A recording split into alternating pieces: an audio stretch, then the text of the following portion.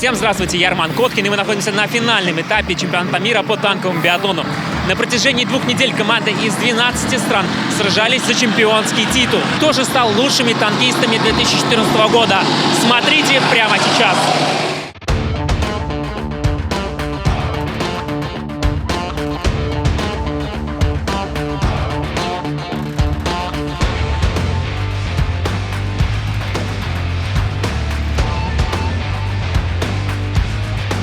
Первый день соревнований начался с индивидуальной гонки. Для некоторых команд, таких как Кыргызстан, Ангола, Кувейт, трасса была в новинку. Но в гонке может произойти все, что угодно. Техника подвести или кто-то из членов экипажа переволноваться. Поэтому и результаты предугадать нереально.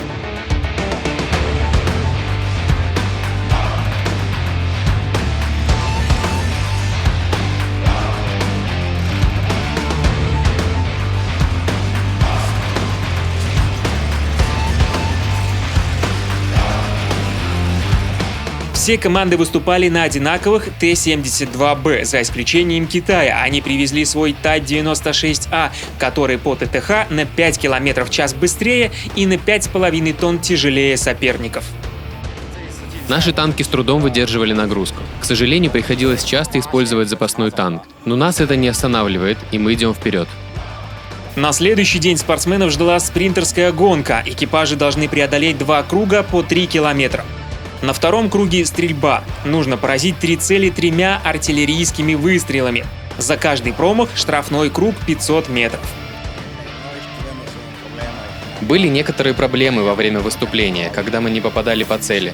Еще была проблема со стрельбой из пулемета. А так в целом мы довольны своими результатами, хоть они и невысокие. Следующий тур – гонка преследования. Участники стартовали в соответствии со временем, с которым они финишировали в спринте. Круг 4 километра. На первом и втором круге стрельба из пушки, на третьем – из паренного пулемета. На полигоне шла нешуточная борьба, опасные обгоны и обидные промахи. Команды из России, Беларуси, Казахстана, Армении, Сербии и Индии показывали стабильно хорошие результаты. Войти в 4 лучших могли все эти команды. Впереди решающий этап – спортивный. С биатлоном и танками он не имеет ничего общего. Для некоторых полоса препятствий далась с огромным трудом. Например, для Монголии и Венесуэлы. Хорошее время показали казахи и россияне, но настоящий сюрприз преподнесла китайская сборная. Словно ураган они пронеслись через все препятствия и заняли на этапе 1, 2 и 7 места. Немножко не хватило нам, наверное, удачи. Потому что шли хорошо, первые 2 этапа вышли в лидеры, 3 место, притом с незначительным отрывом от первых 2 команд. Вот. Спортивный этап немножко подвел нас. В принципе, результаты хорошие показали ребята, как в индивидуальном зачете, так и в командных состязаниях, да, на спортивном этапе. Но всех поразили, всех удивили китайцы. В принципе, они заняли наше место в командной строке, выпрыгнув с 7 или с 8 на 3 место. И вот день финальный, самой важной гонки – эстафеты. В 4 сильнейших вошли Китай, Россия, Армения и Казахстан. В эстафете команды стартуют одновременно, проходит по 3 круга. Первый без стрельбы, второй со стрельбой из зенитного пулемета и последний из орудия. Затем передача эстафеты 2 и 3 экипажам.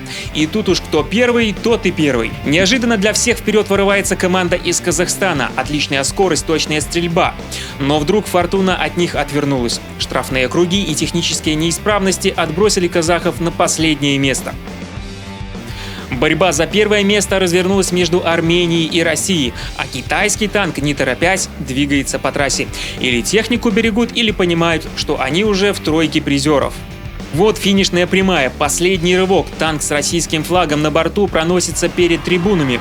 И у россиян золотой дубль. Вторым приходит армянский экипаж, третьим китайский, казахи 4. Честно, мы готовились к этому соревнованию очень долго. В жестких условиях мы тренировались, жестких, и поэтому наш результат, думаю, был достоин.